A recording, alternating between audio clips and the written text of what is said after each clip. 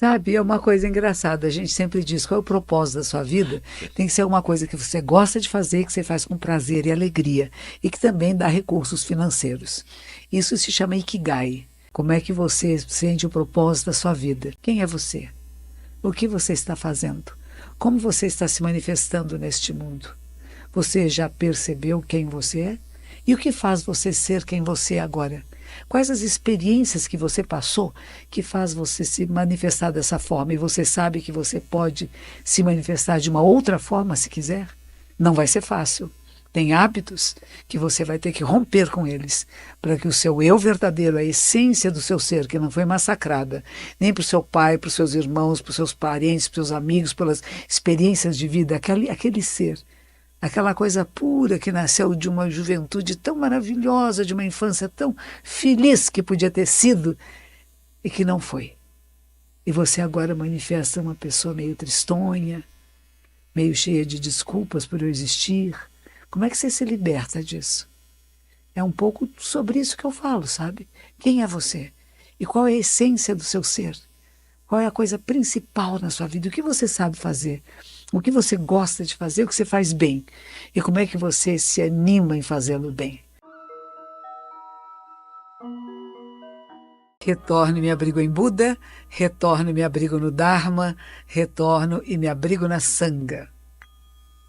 3 tesouros, 3 joias, Buda, Dharma e Sangha. Um não existe sem o outro.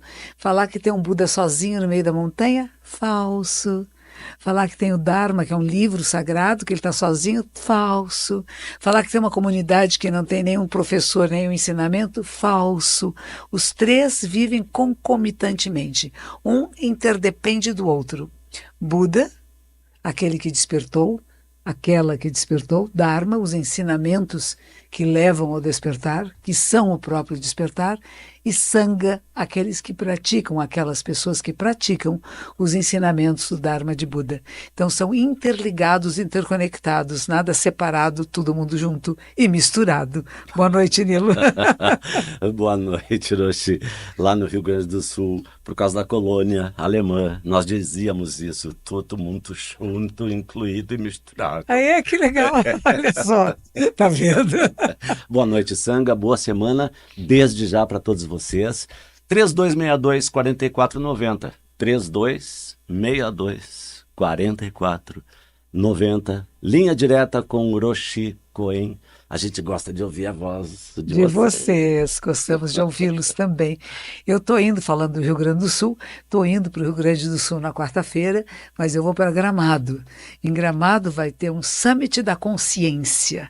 É uma coisa bem interessante. Vamos pensar o que é consciência e como podemos despertar uma consciência mais ampla, menos limitada, menos egóica, pequenina, mas é através desta mente pequena, egóica, que divide, que separa, que nós acessamos a grande mente, o grande ser, a grande despertar. Então, vou estar lá com o povo lá, vou falar com eles na quinta-feira. Quinta-feira vai ser minha palestra. Eu viajo quarta, quinta-feira estou lá em Gramado e sexta-feira vou estar em Campinas. Tem um grande festival de funerárias, gente. Olha que coisa interessante. Vocês já pensaram nisso? A importância.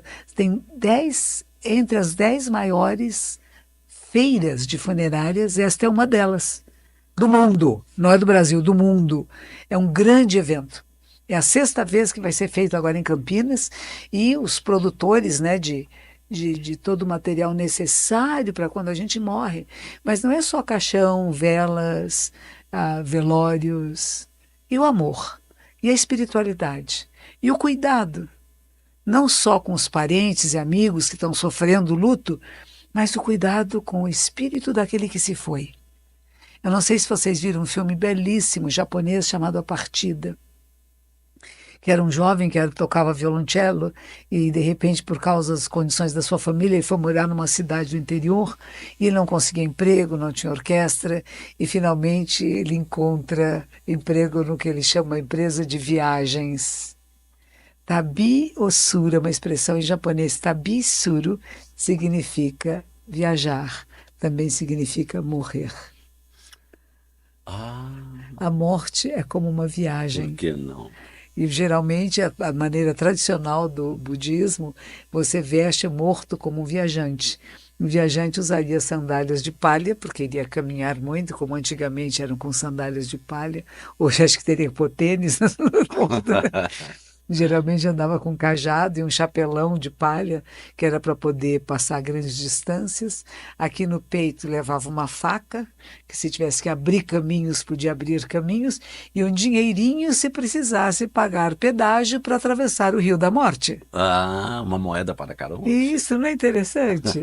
E isso continua até hoje.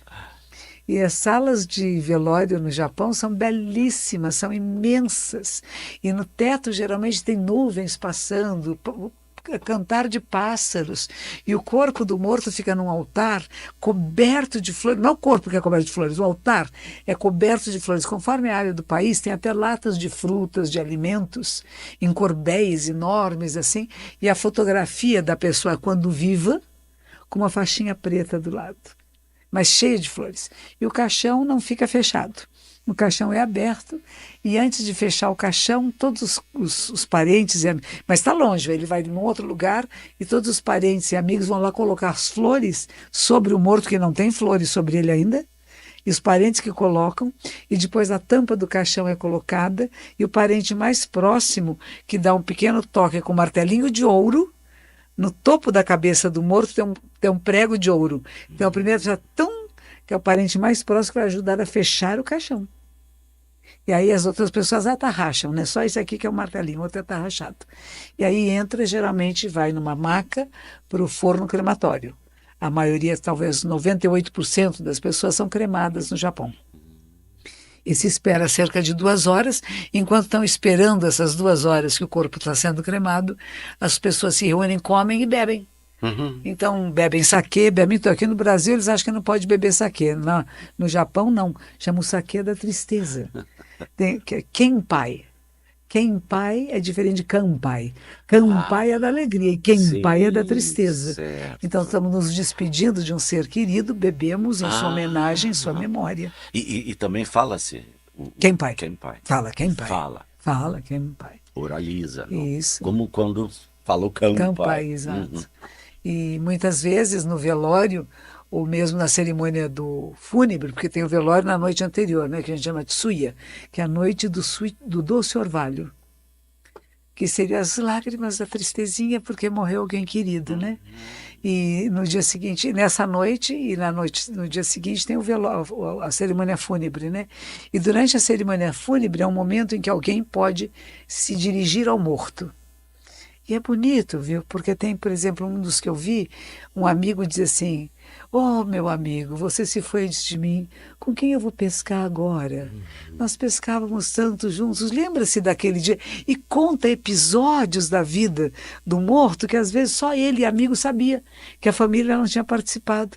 Então é uma coisa muito humana, muito terna, muito bonita. E é um pouco sobre isso que eu vou conversar na sexta-feira, dessa grande feira de funerárias que vai estar acontecendo em Campinas. E a minha palestra vai ser o encerramento às 4 da tarde. E antes disso, em Gramado, eu vou falar com o despertar da consciência, que é importante o despertar da consciência para vivos e mortos, viu, gente? É para vivos e mortos. Como disse o Nilo, como é todos nós juntos, unidos e misturados. Juntos, reunidos e misturados. Roshi, o Davi, deixa eu lhe pedir licença, porque o Davi está aqui dizendo que no prefácio do Zen para Distraídos, e Davi, eu tô com um livro aqui, ó, se você está vendo pelas câmeras, aliás, pela câmera, eu tô com o livro aqui, eu não encontrei essa, ó, você diz aqui, monja, no prefácio de Zen para Distraídos, você diz a mulher que o amor do marido e da amiga por ela os uniu. Como assim? As duas pessoas que ela amava lhe deram uma facada nas costas. Então, Davi, eu estou aqui com o livro na mão, aqui, estou aqui tentando encontrar se você estiver com o livro aí, se você puder dizer em que página que está, em qual parágrafo, para me ajudar a encontrar, porque realmente eu não encontrei essas palavras aqui, então eu não posso passar a sua dúvida para Roshi. Ok, Davi? Por gentileza, tente localizar. E o Paul Quinn, Roshi, assustado com todo respeito. Sabemos que a senhora tem uma missão. E gostaria de saber como a senhora aguenta viajar e fazer tantas palestras, não é cansativo? Sabe, é uma coisa engraçada. A gente sempre diz qual é o propósito da sua vida. Tem que ser uma coisa que você gosta de fazer, que você faz com prazer e alegria, e que também dá recursos financeiros. Isso se chama Ikigai, que é o que eu vou estar falando em Gramado também. Como é que você sente o propósito da sua vida? Quando eu era criança, quando eu nasci, quando eu era bebê, a minha mãe era professora de declamação. E ela me punha num carrinho ao lado dela enquanto ela dava aulas. Ela tinha tido um parto recente, ela não podia trabalhar fora, ela tinha sido professora primária, e ela não podia sair para trabalhar, então ela dava aulas particulares em casa. E eu ficava no carrinho de bebê, que quando eu chorava, ela balançava um pouquinho. Então eu nasci aprendendo a falar, ouvindo minha mãe a falar, a falar com ênfases. E ela gostava de poesias existenciais e filosóficas. Não eram poesias só de amor, ou de saudades, ou de tristeza, mas questões sobre a própria vida. E assim cresci e aprendi com ela a declamar. E nunca tive vergonha de falar em público, porque minha mãe dizia que eu era muito linda e que eu falava muito bem. E esse estímulo materno fez com que eu até hoje sinta prazer em entreter as pessoas, só que eu entretenho com questões filosóficas existenciais. Quem é você? O que você está fazendo? Como você está se manifestando neste mundo? Você já percebeu quem você é? E o que faz você ser quem você é agora? Quais as experiências que você passou que faz você se manifestar dessa forma? E você sabe que você pode se manifestar de uma outra forma se quiser? Não vai ser fácil. Tem hábitos que você vai ter que romper com eles para que o seu eu verdadeiro, a essência do seu ser, que não foi massacrada, nem para o seu pai, para os seus irmãos, para os seus parentes, para os seus amigos, pelas experiências de vida, aquele ser, aquela coisa pura que nasceu de uma juventude tão maravilhosa, de uma infância tão feliz que podia ter sido e que não foi. E você agora manifesta uma pessoa meio tristonha, meio cheia de desculpas por eu existir. Como é que você se liberta disso? É um pouco sobre isso que eu falo, sabe? Quem é você? E qual é a essência do seu ser? Qual é a coisa principal na sua vida? O que você sabe fazer? O que você gosta de fazer? O que você faz bem? E como é que você se anima em fazê-lo bem? E é isso. Pega um avião para cá, um outro para lá. As pessoas me encontram na rua, pedem para fazer fotografia. É um mimo. Eu não me importo. Posso fotografar? Nossa, a senhora me ajudou tanto, a senhora me ajuda tanto. Então, para mim é uma coisa agradável. Eu gosto de ser humano, gosto de convivência e gosto de falar em público. E, Roshi, com licença, Dier Alisson aqui deu uma risada e falou verdade. Uma força divina só pode ser. O amor te move. Como que a senhora, Roshi, encara um comentário que fala de divino quando Shakyamuni jamais nem falou de Deus? Ah, eu entendo de onde vem essa pessoa. Aham. Está dizendo é uma força superior, é alguma coisa muito grande que a move, né? Que não é exatamente, nós diríamos, é o caminho de Buda, são os ensinamentos de Buda, seria uma linguagem mais própria para nós budistas. Mas eu Em compreendo. vez de pelo amor de Deus, pelo amor de Buda. A gente nem usa essa expressão, né? Não, claro que não. Mas uma vez eu lembro que eu peguei um táxi e estava quase chegando no templo quando esse senhor parou. E eu falei, nossa, o que será que vai acontecer? Ele parou numa rosinha e disse assim, escute, eu sou um pastor e eu vou rezar por você. Porque ele achou que eu era careca porque eu tinha câncer. Ah, E ele foi muito gentil comigo. Eu nem dizer para ele assim, não. Eu acabei contando para ele, mas no começo eu falei muito obrigada. E ele me falou de Jesus, ele fez uma preleção muito bonita e muito boa. E eu agradeci profundamente a ternura com que este ser humano, preocupado que talvez eu tivesse uma condição de doença, de ter uma doença que pode ser terminal ou de sofrimento, ele quis minimizar meu sofrimento. E eu aceitei e agradeci. Então é isso. Eu não estou aqui para lutar com os outros, nem para ser uma militante do budismo. Eu encontro muitos militantes, sabe do que, Nilo? De pessoas que são veganas. Elas Ah, são militantes do veganismo, não militantes, elas não se militantes. satisfazem apenas em ser, Não, querem convencer as pessoas à sua querem, volta certo, que são militantes. Por exemplo, converter. aqui está conosco Ah, a Patrícia Fraguas, de nome budista Warrei, que me contou recentemente que ela teve uma amiga que era vegana e que quando foram entrar num carro disse que não entrava. Por quê? Porque o carro tinha banco de couro. Couro ai, mas é bom. couro sintético, Não, pelo era amor couro de Deus. mesmo. Não, mas que, E nossa, ela que carro. alegou que tudo que tem a couro de origem animal, até o carro, Um couro que ela só pode acabou ter que origem dividiu os animal. amigos, ela acabou indo de táxi e tal. Foi uma situação Olha, assim que ficou desagradável, né? meu Porque a gente não Deus. esperava essa reação. Então, mas é mais uma militância, né? Tem várias pessoas, assim, o Marcelo Gleiser, por exemplo, um grande físico brasileiro que mora nos Estados Unidos, ele é um militante do veganismo. E as pessoas que não são veganas, ele acha que são menos capacitadas de compreensão da realidade.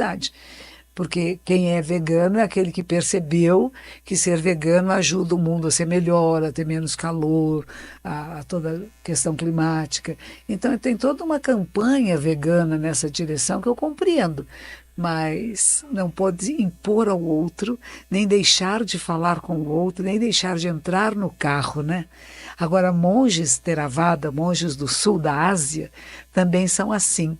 E uma vez veio um monge nos visitar em Los Angeles, na Califórnia, e nós tínhamos uma almofada que era de seda, e Maizumi Hiroshi, o nosso professor, disse assim, tirem essa almofada, porque esse monge não fará reverências numa almofada que foi feita pelo bicho da seda. Então nós removemos a almofada e ele fez só no tatame. Então a gente também compreende, né? A gente compreende que tem pontos de vista diferentes.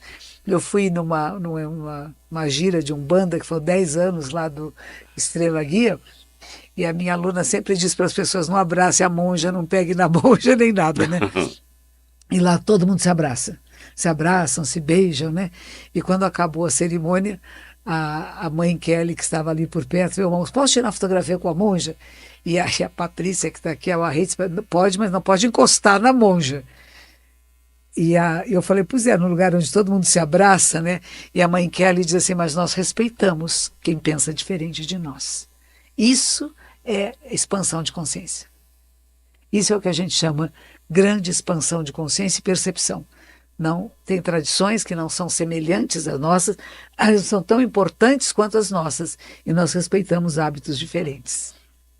E eu tive no encontro que tivemos também essa semana, que foi o Fórum Interreligioso da Secretaria de Segurança Pública e Cidadania, e pessoas de todas as diferentes tradições espirituais nos unimos pelo bem comum. Não somos iguais, temos linguagens diferentes, tradições diferentes, mas respeitamos uns aos outros. Não queremos impor o nosso parecer sobre o outro. Isso ainda é um pouco difícil para as pessoas que militam. Pode ser até uma situação religiosa, né? Por exemplo, quando alguém diz assim, só Jesus salva, você está excluindo todas as outras religiões que não são cristãs. Percebe? Não é só Jesus salva, mas há outros grandes ensinamentos que também levam ao sagrado e à perfeição. E nós temos que incluí-los e respeitá-los. Diga, Nilo. Ah, Hiroshi, que agora o Davi não me ajudou muito me dizendo qual era a página, mas eu achei aqui. É que, na verdade, não é na introdução que assim. É na introdução, na apresentação, no prefácio do Otávio Leal. Então, o Otávio cita aqui, Ah, certo? Ele cita, que é o que o Davi está pensando. Ele cita aqui, o Otávio cita, que veio uma questão aqui, inclusive naquela época era por telefonema, né? é. Então veio uma pessoa que telefonou aqui e disse assim: Otávio, monja, o meu marido me abandonou e se casou com a minha melhor amiga. Meu marido e minha melhor amiga me traíram. Depois me comunicaram, ambos me largaram E agora estão juntos. O que fazer? Aí que o Davi diz aqui, ó. E aí a monja respondeu. Tá aqui a resposta, ó. Que o Otávio que citou a sua resposta, Hiroshi. Então você tinha respondido: olha, o amor do seu marido por você e o amor da sua amiga por você acabaram unindo-os. Ou seja, você foi uma bênção. Você se casou com seu marido, você teve amor e amizade com a sua melhor amiga, sua amigona, e de repente eles se encontraram através de você. E aí, Davi, você não completou com a última frase, que é a mais importante, que é o comentário da Hiroshi. Então, ressignifique isso. Muito bom, tá vendo? É isso aí, Davi. É isso aí. As coisas são como são. E às vezes o amor que unia você ao seu marido e à sua amiga é o amor que eles sentiram e eles sentiram um pelo outro, porque era o amor que você sentia pelos dois. E eles partilharam e resolveram ficar juntos. Você se sentiu traída, abandonada, mas você tem que viver a sua vida. E eles que sejam felizes, não é? A gente não pode fazer nada mais do que isso. Ressignificar a nossa própria vida.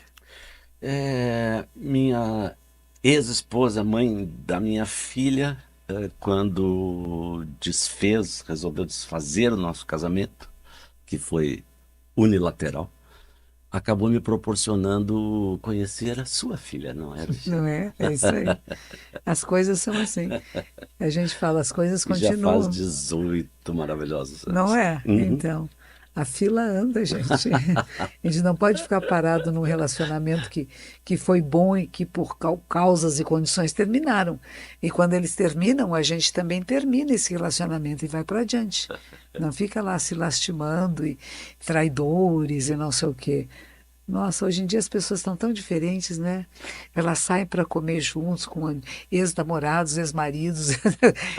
Hoje está muito diferente. Antigamente brigava para sempre, né? Nossa. Alguns ainda ficam exato. ressentidos, né? Sem dúvida. Mas o mais importante é deixar as coisas passarem, né? Nossa, e é melhor deixar passar, porque o Paulo Quino está perguntando aqui, o que faz um homem ser atraído por outro sexo masculino? Eu não consigo entender isso até hoje, disse ele.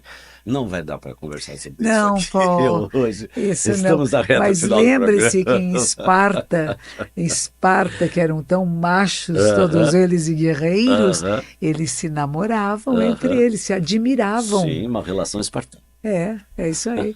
É admiração mútua, né? Exato. É um pouco isso existe. E era o cultivo do corpo. E da beleza portanto, masculina, exato, exatamente. e da parceria do masculino, né? Ah, sim, porque a guerra era muito importante, a união era fundamental para Era. aqueles exércitos da época, Exato. não é? Dependia um do outro, a confiança absoluta no seu parceiro, no Isso, seu amigo, exatamente. que acabava sendo o seu amor, porque principalmente porque não tinha nenhuma mulher por volta também, né? Então era natural que isso acontecesse. Então, vamos quase chegando ao final do nosso programa. Quero agradecer a nossa querida Patrícia Fraguas, que só fez uma falinha hoje, mas que está aqui comigo me acompanhando. Agradecer a todos vocês que têm frequentado a comunidade. Ainda não abrimos definitivamente. Próximo final de semana vai ter um casamento, mas é pequenininho, é fechado.